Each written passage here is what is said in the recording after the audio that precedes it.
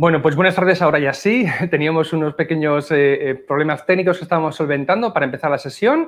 Es la segunda sesión del Summer Summit 2021 de Value School. En este caso vamos a entrar ya de lleno con el tema de las inversiones de la mano de Miguel Ángel Rodríguez Quesada de Oros Asset Management. Os presento a Miguel Ángel para quien todavía no lo conozca. Miguel Ángel es licenciado en Administración y Dirección de Empresas por la Universidad de Salamanca y es máster en Bolsa y Mercados Financieros por el IEB. Inició su carrera en BBVA como analista de riesgos y posteriormente trabajó en el área de fusiones y adquisiciones de compañías como One to One, Global Corporate Finance y en el departamento de investigaciones de Akbar, perteneciente al grupo Suez. En 2014 se incorporó como gestor a Metagestión hasta mayo de 2018, momento en el que se une a Oros Asset Management. Y Miguel Ángel ha elegido para la sesión de hoy el título y el tema The Navigator Company, la papelera más eficiente de Europa. Miguel Ángel Rodríguez Quesada, muy buenas tardes, amigo. ¿Cómo estás? Muchas gracias por la introducción. Y bueno, muchas gracias también a Value School por contar con Oros para este Value School Summit. Bueno, la verdad es que el año pasado ya contamos con vosotros, Miguel Ángel, creo que tuvimos a Javier hablando del uranio. La charla de Javier está ya recogida en el Summer Summit 2020, que es un curso gratuito que tenemos en Value Academy, y la tuya hoy es de una empresa papelera, y sé que además nos has preparado una presentación de diapositivas, que si quieres ya la puedes la podemos empezar a compartir, y yo lo que te planteo es, como esto es un poco más masterclass, nos vas a explicar una empresa, yo me voy a retirar, te dejo a ti la palabra y simplemente te interrumpiré si hay preguntas que sean pertinentes para algo que hayas acabado de mencionar en ese momento. Si no hay ninguna y son todas las preguntas un poquito más de tema general, las dejamos para el final, si te parece, y hacemos un barrido en los últimos 10 minutos respondiendo las que nos dé tiempo en el total de 45 que tenemos para la sesión, ¿de acuerdo? Vale, fenomenal. Perfecto. Pues venga, fenomenal, Miguel Ángel. Yo me oculto entonces, me retiro. Hasta ahora. Perfecto, pues nada, buenas tardes a todos. En el día de hoy vamos a ver la tesis de inversión de Navigator Company, que es una multinacional portuguesa que produce principalmente papel de impresión y escritura. Esta compañía, a pesar de producir una commodity como es el papel, en los más de 25 años que lleva cotizando, ha generado una rentabilidad total anualizada para los accionistas del 10% frente al 4% del índice portugués, incluyendo los dividendos, el índice portugués donde cotiza. Bueno, el consumo de papel de impresión en Europa está en decrecimiento estructural, digamos, no cae año a año. Y en los últimos 10 años, en Europa, el principal mercado de Navigator, ha caído un ritmo del 1,6% anual, ¿no? El mercado cae, el mercado del papel de impresión y escritura, pues cae en los mercados desarrollados, sobre todo. Entonces, en la tesis de hoy vamos a tratar de entender cómo una compañía como Navigator, que está en este sector, es capaz de generar una rentabilidad anualizada en este mismo periodo, en estos últimos 10 años, de más del 13% frente a una rentabilidad negativa del PSI portugués, incluyendo los dividendos en estos últimos 10 años. Bueno, ¿qué es Navigator? Es el mayor productor de papel de impresión y escritura de Europa, tiene una cuota de mercado del 20%, es un productor de papel integrado. ¿Esto qué significa? Que produce su propia celulosa, que es la materia prima con la que se produce el papel y que viene a su vez de la madera. Y la produce en la misma planta, en la misma localización donde produce el papel. Es el low cost producer, el productor de bajo coste en Europa, y es una compañía que tiene muchísimo branding. Más del 50% de su producción la vende bajo marca, frente al 25% de sus competidores. Además, la compañía desde 2015 produce papel tisú o papel sanitario. Entró en este mercado para diversificar algo su negocio y a día de hoy es el tercer mayor productor de la península ibérica. Y también vende celulosa a mercado, es decir, la materia prima del papel, lo que le sobra en su proceso productivo, lo vende para terceros productores de cualquier tipo de papel, de diferentes tipos de papel. Y es una compañía además eminentemente exportadora, más del 90% de su producción va fuera de Portugal, va a mercados internacionales. Y es una compañía familiar controlada por los Queiroz Pereira a través del holding Semapa. Bueno, por entender un poco el tamaño de esta compañía, de forma normalizada, Navigator puede facturar en el entorno de 1.600, 1.700 millones de euros y hacer una EBITDA de 400, 450 millones. Y bueno, y en estas cifras me gustaría destacar el año 2019, por ejemplo, que vemos que el EBITDA cae de una cifra de casi el 27% de margen al 22%, a pesar de haber sido un año de buenos precios del papel.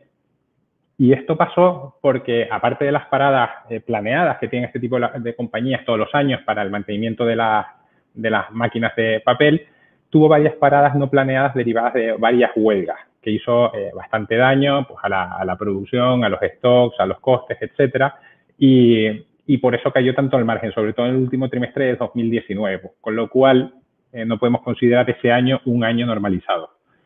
En 2020 el margen está por encima del 20% porque bueno, viene la expansión del coronavirus, que para el papel, como se pueden imaginar, es un año muy malo, sin la gente en confinamiento, sin ir mucho a la oficina, sin colegios, sin facturas de hoteles, albaranes, etcétera, pues es un año bastante malo para el papel. Y ya esperamos recuperación en el año 2021, que se está produciendo ya. Bueno, por división, que vemos en las tartas de debajo, el papel de impresión y escritura sería algo más de 2/3 de las ventas. Un 12% de las ventas de la compañía sería celulosa, que vende a mercado, un 10% energía, que vierte a la red en Portugal, y un 10% venta de papel tisú o sanitario. Por área geográfica, Europa sería un 50% de las ventas. Ahí Portugal pone un 19%, pero aquí se incluye las ventas de electricidad, con lo cual serían en torno a un 9-10%, con lo cual Europa es el principal mercado de la compañía con un 60% de las ventas. Otro mercado importante es América, 8%, y después el resto del mundo es un 23% de las ventas de Navigator, que vende a 130 países de los 5 continentes. Pues es interesante también, en la tarta de la derecha, la cantidad de costes variables que tiene una compañía de estas características, ¿no? Que al final es una compañía que fabrica y que es intensiva en capital, que tiene fábricas, máquinas, etcétera, pero el componente ese tan grande de costes variables, que son el 75%, permite que en un año tan malo como el 2020, con la expansión del COVID, la compañía haya conseguido hacer márgenes EBITDA por encima del 20%. Bueno, ¿qué produce Navigator? ¿Qué vende? En primer lugar, papel de impresión y escritura, es decir, una amplia gama sobre todo de folios, el clásico folio blanco que tenemos en la oficina, para escribir, para imprimir en casa, en los colegios, pues ese tipo de papel, y después una gama pues bastante grande de distintos papeles con distintos gramajes, hasta papeles de muy alto gramaje que se utilizan para otras cosas, por ejemplo, para envases y embalajes. Fabrica también papel tisú o sanitario, que allí englobaría pues todo lo que sean pañuelos, papel higiénico, servilletas, rollos de cocinas, etcétera. Todo este tipo de papel. Esto sería un 10% de los ingresos de Navigator en el año 2020 y es el tercer productor de la península ibérica por tamaño. Y después vende celulosa, la que le sobra el proceso productivo, algo menos de 300.000 toneladas, las vende a mercado para otros productores de papel. Instalaciones. Tiene 4 fábricas, las 4 en Portugal. Simplemente comenta que son 2 fábricas de papel, una de tisú y otra que es pura de celulosa, y que en 2018 además pues amplió esa fábrica de celulosa para hacer una fábrica de papel tisú también.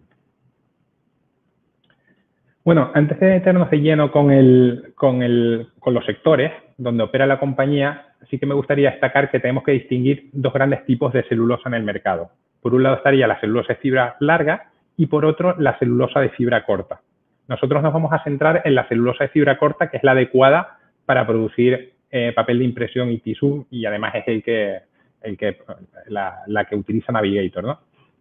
Aquí simplemente, bueno, comentar que la celulosa de fibra corta es más barata porque los ciclos de corte de los árboles pues son menores. El 70% de la celulosa de fibra corta del mundo se hace con eucalipto y el ciclo de corte de un eucalipto está entre 9 y 14 años de media. Bueno, el sector de la celulosa. Para invertir en la industria papelera es muy importante entender este sector, porque la celulosa, que es la materia prima del papel, su demanda depende de muchos otros productos diferentes al propio papel de impresión. Entonces, aunque los precios de la celulosa y el papel tengan algo de correlación, se mueven de forma pues diferente, muy diferente. Y Navigator compite con compañías tanto integradas como la propia Navigator, es decir, que producen su propia celulosa, como con compañías no integradas, que le compran la celulosa a un tercero, lo llevan a su fábrica de papel y ahí producen papel con la celulosa de un tercero. Y claro, puede haber momentos de mercado en el que el precio de la celulosa sea más bajo que el precio del papel y esos productores no integrados tengan mucho margen, pero también puede pasar que los precios de la celulosa estén más cercanos a los precios del papel y esos productores no integrados pierdan dinero a nivel operativo, no sean capaces de generar margen y que me encaja. Y bueno, aparte, el sector de la celulosa tiene muchas características, pero por destacar dos importantes, en primer lugar es que es una commodity muy internacional, viaja muchísimo a pesar de ocupar mucho, ¿no? De ocupar mucho y tener poco valor añadido, digamos. Y esto viaja tanto y es tan internacional porque la producción de celulosa, al menos de forma eficiente, solo se hace en algunos países del mundo y los mercados de consumo están en otros lugares. Por ejemplo, Brasil es el principal productor de celulosa de fibra corta y China es el principal consumidor. Bueno, pues hay muchísimas rutas marítimas desde Brasil hasta China. Luego, otra característica importante de este mercado es que tiene un altísimo componente de integración vertical. Si nos fijamos en ese gráfico que tenemos ahí, de las 183 millones de toneladas que se calcula que se produjeron de celulosa en el año 2020, casi 2/3, un 64%, nunca salió al mercado. Se utilizó como input, como materia prima en fábricas para producir distintos tipos de papel de impresión, tisú, papeles especiales, cartones, cajas, etc. Y algo más de 1/3, un 36%, sí que sale al mercado. La celulosa que se llama al mercado se llama market pulp y más o menos un 50-50 sería fibra larga, fibra corta. Por el lado de la oferta, la celulosa, el principal productor mundial sería Sudamérica, tiene una cuota del 37% en el mundo y en fibra corta produce el 60% de la celulosa mundial. Y Brasil es el primer productor del mundo y tiene casi un 50% de cuota de fibra corta. Y Brasil no solo el mayor productor del mundo, sino que es el productor de más bajo coste. Y esto es porque, bueno, porque tiene mucho acceso a la madera y porque el eucalipto en Brasil crece muy rápido y se puede cortar cada 6 años, 6, 7, 8 años aproximadamente, frente a 9, 14 años de medias en otras geografías. Claro, con esta mayor rotación, Brasil, como vemos en el gráfico de la izquierda, eso sería una curva de coste geográfica, Brasil puede entregar celulosa a cualquier mercado del mundo más barato que otras geografías. Y bueno, y en cuanto a principales compañías productoras, también la principal del mundo es brasileña, Suzano, que se fusionó en 2018 con Fibria, también brasileña, que era la mayor compañía del mundo en ese momento, y tiene ahora mismo pues más de 1/3 de la cuota de producción mundial. El resto de compañías son indonesias, chilenas, nórdicas, y aquí en la península ibérica tenemos dos grandes compañías de más de 1 millón de toneladas, que serían Ence en España y Altri en Portugal. Por el lado de la demanda, como no puede ser de otra manera, China es el principal consumidor mundial de celulosa, supera a Europa Occidental como mayor consumidor histórico en 2015 y su cuota ha ido creciendo año a año hasta tener ahora el 41,2% de la cuota mundial en consumo de celulosa. Y además China es la responsable del incremento del consumo de esta materia prima en los últimos años. Nos fijamos ahí debajo del título, vemos que en el periodo 2010-2020 ha crecido a un ritmo de más del 10% anual la demanda de celulosa de fibra corta. Y esto viene motivado pues, por el fuerte crecimiento económico que ha tenido China y por el incremento del consumo de papel tisú, tanto a nivel global como en China. Y por uso final, por producto, el papel tisú y el fluff es como el papel tisú pero más absorbente, explican el 55% de la demanda mundial de celulosa. El papel de impresión y escritura solo el 20%, papeles especiales el 15% y envases y embalajes el 10%. Estamos en la tarta esa de la izquierda. ¿Esto qué significa? Que el 80% de la demanda de celulosa depende de productos diferentes al papel de impresión y escritura. Por eso es tan importante lo que comentaba antes de analizar bien el sector de la celulosa para invertir en el sector papelero. Además, en cualquier sector, no solo en el de papel, impresión y escritura. Porque al final, movimientos en la demanda del papel tisú y el fluff pues van a influir mucho más en los cambios en la demanda de celulosa o en los precios de la celulosa que movimientos en el papel de impresión, ¿no? que tienen una demanda menor. Y además, si nos fijamos en la tabla de la derecha, este efecto se va a magnificar en los próximos años porque se espera que el papel tisú y el fluff crezcan a un ritmo de casi el 3% anual en los próximos 10 años, mientras que el papel de impresión y escritura siga decreciendo año a año, ¿no? Bueno, a pesar de este fuerte crecimiento que ha tenido el tisú en los últimos años, ¿nos creemos que vaya a crecer a un ritmo tan grande, a ser 3% en los próximos años? Pues sí, sí lo creemos. Igual tenemos años de menor demanda, pero a largo plazo, a medio largo plazo, sí que creemos que va a crecer a un ritmo fuerte, porque si nos fijamos en el gráfico de debajo, el consumo anual per cápita de papel tisú de China son 7 kilos, 7 kilos por persona, ¿no? Mientras que el resto de geografías, otras geografías más avanzadas como Europa Occidental o Japón, consumen prácticamente el doble por persona, ¿no? Por persona año. Entonces entendemos que a medida que China se vaya desarrollando, o sea, las clases medias vayan creciendo, pues el consumo convergerá al de los países más desarrollados. Y bueno, aquí en el precio de la celulosa, simplemente comentar que es una pura commodity. Como pueden ver en ese gráfico es la línea azul, pero sí que vemos una tendencia de fondo creciente, ¿no? Y esto es porque el consumo de China y el papel tisú han hecho que la demanda haya crecido a mayor ritmo que la oferta, ¿no? Y aquí simplemente comentar rápidamente que vemos ahí una caída fuerte. Vamos a comentar lo que pasó recientemente, ¿no? Vemos una caída fuerte ahí en 2019 porque se acumularon inventarios. Esto quiere decir que había más producción de la demanda que la demanda que había. Entonces se acumulan inventarios, hay sobreoferta y cayeron los precios un 40% en el año 2019, algo que era bastante inesperado en el mercado. Pero bueno, hubo bastantes cierres de capacidad y bueno, y la demanda seguía creciendo, ¿no? Entonces nosotros pensábamos que esta caída de precios de la celulosa no iba a durar mucho. Pero bueno, vino el COVID en 2020, los precios siguieron cayendo, pero ya poquito, porque fue un año bueno de demanda. Y claro, ya con estos cierres de capacidad y con el crecimiento tan fuerte que ha tenido la demanda también en este 2020, pues los precios se dispararon, empezaron a subir a finales de 2020 y sobre todo en este 2021, que ese gráfico no llega al final, ya está a precios de 900 euros la tonelada, que son precios similares a los de 2018. Y bueno, el sector de papel tisú, simplemente comentar algunas pinceladas. China se convierte en 2020 también en el primer consumidor mundial, con una cuota de mercado de más del 20%, superando a Estados Unidos, que históricamente había sido el mayor consumidor.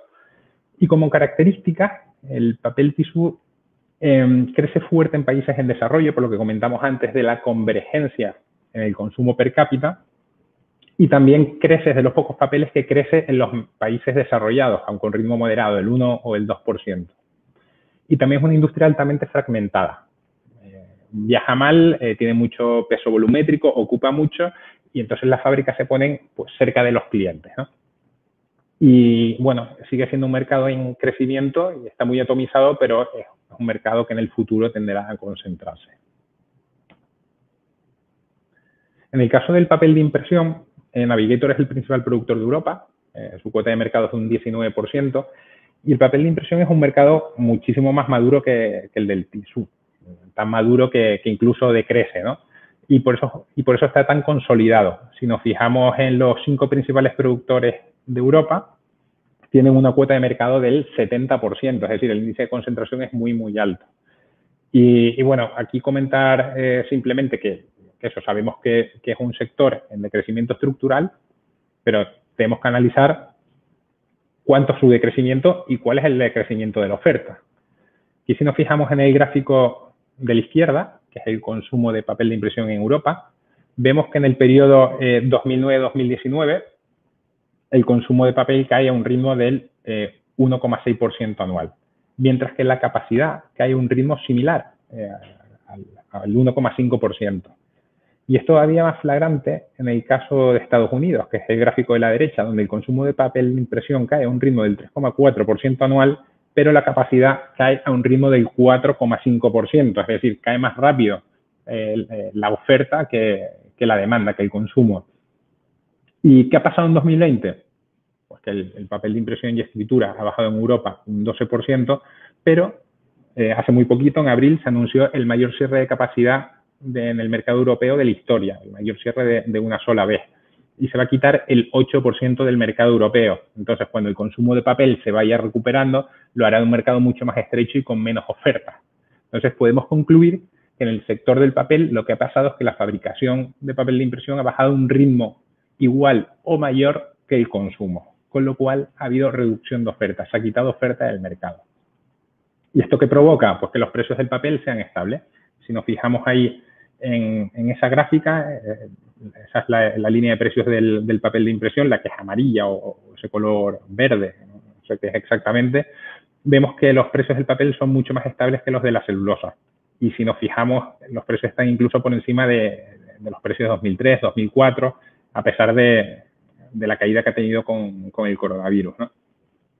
Bueno, aquí sí que me gustaría destacar también lo que comenté un poco antes, ¿no? En esas líneas, en esas franjas rojas transparentes que hay ahí, vemos que el precio de la celulosa sube muchísimo a niveles cercanos a los del papel. Y claro, en esos momentos de mercado, los productores no integrados pues no tienen margen, ¿no? Tienen que comprar la materia prima muy cara y no pueden vender el producto final, no pueden fijar el precio del producto final con un margen suficiente. Y esto lo vemos también en la curva de costes del papel. Aquí tenemos el precio de mayo de 2021, 818 euros la tonelada, aunque este precio ya está un poco desactualizado porque se han anunciado varias subidas de precios, pero vemos que en esa columna transparente roja, más del 30% de la industria está quemando caja. Ahí están las empresas menos eficientes y suelen estar también las compañías no integradas, que en esta situación pues están en una situación compleja. Y en la parte izquierda del gráfico vemos las plantas de Navigator, que están con esos círculos discontinuos y que están en la parte eficiente de la curva de costes, ¿no? Más del 80% de la capacidad de producción de Navigator está en el 30% más rentable de la curva de costes europea. Y esto es una de las causas, solo alguna, porque tiene más que veremos luego, de que Navigator tenga más margen de EBITDA que sus competidores. Y vemos el caso, por ejemplo, de 2019, que comentamos al principio que no era un caso, que no era un año normalizado por el tema de las huelgas, y en 2020 vemos que el margen de Mondi se acerca mucho al de Navigator. Pero bueno, Mondi produce muchos papeles diferentes y si nos fijamos solo en la línea de papel de impresión de Mondi, los márgenes están en el entorno del 15%. Con lo cual vemos que Navigator puede o genera márgenes de 3, 4 y hasta 5 puntos por encima de sus competidores. ¿Y por qué se produce esto? Pues por las ventajas competitivas que tiene frente a su peer group, a sus competidores. Nosotros hemos identificado en Navigator 4 ventajas competitivas. La primera sería la integración vertical, que esto no debería ser una ventaja por sí sola, pero en la industria papelera sí lo es. Y no solo por los menores, evidentemente tienes menores costes de transporte, ¿no? De producir tú la celulosa en el mismo sitio que traerla de otra fábrica y llevarla a tu fábrica de papel, sino que tienes unos menores costes del proceso productivo, porque cuando fabricas la celulosa en una fábrica integrada, pasa por tubería húmeda directamente a la fábrica de papel. Y si un productor no integrado tiene que comprar esa celulosa afuera, el productor de celulosa la tiene que secar, luego transportar y en tu fábrica la tienes que volver a humedecer y que entre otra vez humedecida a la fábrica de papel. Con lo cual son unos ahorros en costes tremendos el estar integrado. Y bueno, y aparte la menor exposición que tienes al ciclo de la celulosa, ¿no? Cuando vemos que el precio de la celulosa se acerca mucho al del papel. Solo esto ya nos haría huir directamente de las compañías de papel de impresión que no estén integradas, por muy baratas que estén. Luego, otra ventaja competitiva serían las economías de escala. Bueno, pues el tamaño, pues puedes comprar más madera, mejor precio. Además, la compañía tiene más de 110.000 hectáreas bajo gestión, de las cuales de madera, de superficie forestal, de las cuales son propietarios del 55%, el 45% restante son acuerdos con propietarios de fincas forestales. Luego también tiene escala en la producción. No solo tiene la máquina de papel más eficiente del mundo, sino que es la mayor del mundo. Tiene una capacidad anual, una de las máquinas de Navigator, una capacidad anual de 500.000 toneladas, frente a 175.000 de media que tienen las máquinas de los competidores. Y luego, derivado de la escala también, pues ventajas financieras, el tamaño pues te da capacidad para poder modernizarte y poder actualizar tus máquinas, etcétera. Con un productor más pequeño, pues no tiene esa capacidad. Después en logística, ¿no? El tamaño te da también mejores precios, grupajes, etcétera. Luego, otra ventaja competitiva serían activos irreplicables. Bueno, en la península ibérica está el 6% de los eucaliptos del mundo. Y las fábricas Navigator están en Portugal, que está pues, la zona de la península ibérica junto con Galicia que más eucaliptos tiene, ¿no? Y ahí es donde accede a la madera principalmente Navigator. Luego, la rotación de eucaliptos en la península ibérica es relativamente rentable, en el entorno de 12 años, y después tienes bastantes accesos a puertos y a otras infraestructuras que en otras geografías no tienes, ¿no? Y aquí esto también te permite poder exportar a esos 130 países que comentábamos antes. Y por último, tendría una ventaja de reputación, es decir, años de hacer bien las cosas, el know-how de haber hecho las cosas muy bien, te ha dado una reputación en el mercado que te permite vender con marcas más del 50% de tu producción frente al 25% de tus competidores. Eso te da pues, mayor capacidad para poner precios mayores y obtener mayores márgenes, ¿no? Aparte, esas marcas globales te dan también capacidad de exportación, con lo cual vemos que Navigator tiene ventajas competitivas por el lado de la oferta, es decir, produce más barato que los demás, pero también por el lado de la demanda. Puede fijar precios más altos que los competidores. Y bueno, aquí simplemente comentar que una compañía de estas características, naturaleza cíclica, tiene que estar bien gestionada, sobre todo no puede estar muy endeudada porque te puedes equivocar en el ciclo de capital o el ciclo malo puede durar más tiempo del que crees. Entonces, estar en una compañía familiar, Navigator está controlada por los Queiroz Pereiras a través de ese mapa, pues estar en una compañía familiar te da o te garantiza tener una alineación de intereses con el management, ¿no? Porque al final tienen los mismos intereses que tú, que es el de maximizar las acciones o el valor de tu empresa. Y bueno, y lo vemos aquí en el endeudamiento, ¿no? Que es una compañía que nunca ha tenido mucha deuda, a pesar de que genera o tiene una capacidad de generar caja enorme. Y si vemos la evolución del endeudamiento, vemos que sube, baja, vuelve a subir, vuelve a bajar. Esto se produce porque la compañía, cuando no tiene deuda, invierte, luego recoge los réditos de esas inversiones con esa capacidad de generar caja que tiene, luego vuelve a invertir. Y ahora en el año, sobre todo a partir del año 2020, pues la compañía tiene que elegir, ¿no? Desapalancarse, retribuir al accionista o invertir, ¿no? Hasta ahora ha estado repartiendo un dividendo muy alto, unos 200 millones de euros, recomprando acciones y bueno, y también la compañía ha dicho que va a seguir invirtiendo, va a volver a invertir y esta vez en el área de papeles de alto gramaje para envases y embalajes. Bueno, visto esto, vamos a ver la valoración, a ver si la compañía está a precios atractivos.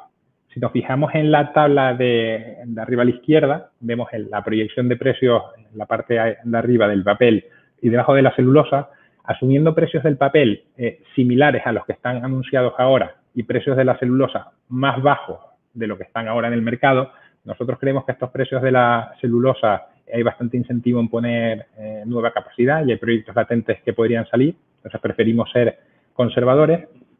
Con estos números vemos que Navigator puede producir holgadamente, vemos en la tabla de la derecha, un flujo de caja libre de más de 200 millones de euros. Y aquí simplemente destacar también que si vemos la fila de DIA, que es la amortización, vemos que la amortización es más grande que el CAPEX de mantenimiento. El CAPEX de mantenimiento son las inversiones que tiene que hacer la compañía año a año para seguir funcionando. Y esto se produce porque la compañía viene un periodo inversor fuerte, está amortizando esas inversiones, pero eso no es una salida de caja, es un apunte contable, ya pagó esas inversiones. Entonces, el beneficio es menor que el flujo de caja libre, con lo cual, de alguna manera, la cuenta de resultados tapa un poco la capacidad de generar caja que tiene la compañía. Y bueno, para el normalizado, igualamos la depreciación al CAPEX y obtenemos un flujo de caja normalizado de 218 millones de euros. ¿Y cómo valoramos? Hemos dicho en varias ocasiones que valoramos a 3 años y un múltiplo sobre el flujo de caja libre. Esos 218 millones de euros lo multiplicamos por un múltiplo de 14 veces, nos da un valor de empresa de 3.057 millones de euros. A eso le restaríamos la deuda financiera neta, 680 millones, y tenemos un valor de equity de las acciones de 2.377 millones. Pero como valoramos a 3 años, le sumaríamos de vuelta la caja que produce la compañía y tendríamos un equity value objetivo de 3.057 millones de euros o 4,27 euros por acción, que es un potencial del 50% frente a lo que está cotizando a día de hoy. Pero bueno, nosotros toda la inversión de Navigator, o prácticamente toda la inversión de Navigator, la tenemos canalizada a través de Semapa, que Semapa tiene el 69,4% de Navigator, y que aparte de este stake, de esta participación que dentro de Semapa, valorada a precio objetivo de Navigator, serían 26,1 euros por acción, Semapa tiene una compañía cementera que se llama Cecil, que valorada a 6 veces EBITDA nos daría un precio por acción de 4,5 euros dentro de Semapa. Una compañía de tratamiento de residuos de origen animal, ETSA, que nos daría un precio por acción de 0,6 euros dentro de Semapa, y le restaríamos la deuda holding y los costes inherentes a ese holding, a Semapa, que sería restarle 3,3 euros por acción, con lo cual nos da un precio objetivo de 27,9 euros, que es un 140% de potencial frente a lo que está cotizando hoy la compañía.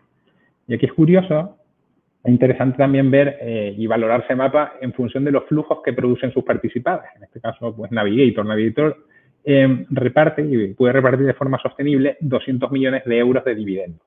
A Semapa le toca pues, el 70%, aproximadamente 140 millones de euros, y con estos 140 millones, si Semapa no nos repartiera dividendos, eso significa que en menos de 2 años podría amortizar toda la deuda holding que tiene y quedarse con esa participación recibiendo ese dividendo, que sería una yield, una rentabilidad por dividendo de más del 15%. Y eso sin contar el resto de participadas, ¿no? Que también recibe dividendos de Cecil. Pero bueno, esto la compañía propietaria lo sabe, como no puede ser de otra manera, y en enero lanzaron una OPA por el 25, algo más del 25% de las acciones que no controlaban de la compañía, y afortunadamente solo se hicieron con un 10% adicional a lo que tenían, porque si llegan al 90% pues nos podrían obligar a acudir a esa OPA, ¿no?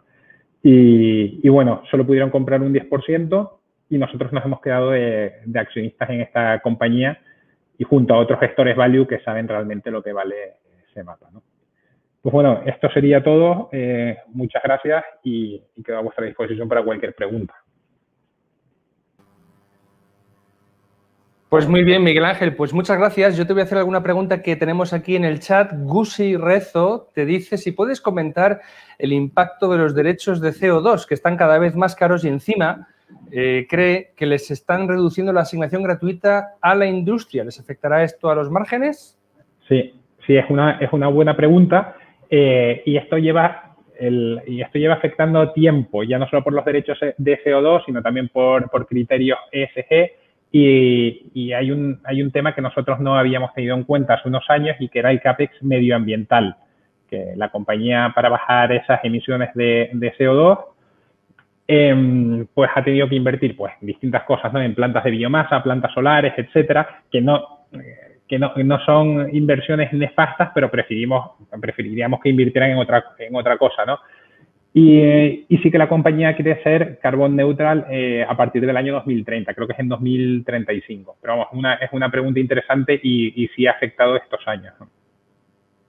Fenomenal, pues muchísimas gracias. Yo quiero decir a los oyentes que las diapositivas estarán disponibles para descargar cuando publiquemos el vídeo y el audio en MP3.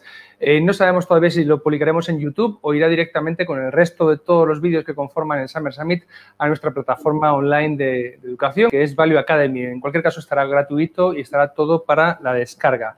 Pues muy bien, Miguel Ángel, creo que aquí podemos concluir la presentación, que ha sido muy informativa y muy bien explicada, como se nota que conocéis a fondo las compañías en las que invertís. Por cierto, ¿tenéis a lo mejor más información disponible sobre The Navigator Company en Internet, quizá en cartas trimestrales o en algunos otros vídeos o artículos que hayáis publicado? Bueno, como tenemos participación en Semapa, sí que lo hemos comentado en alguna ocasión.